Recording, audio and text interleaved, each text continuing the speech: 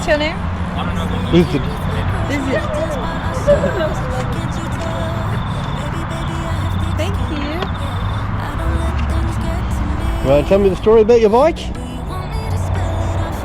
It's just a way to bring people together. It's artwork So created by everybody. So, what's your name? My name's Jess. My bike is Zipzy. Right. And how long you had it for? A year. We just celebrated Zipzy's first birthday. Ah, right. That's good.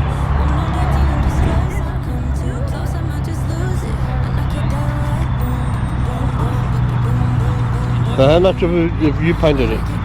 I did all the base, the underneath stuff. Yeah. And you got people to sign it? Yeah. Yeah.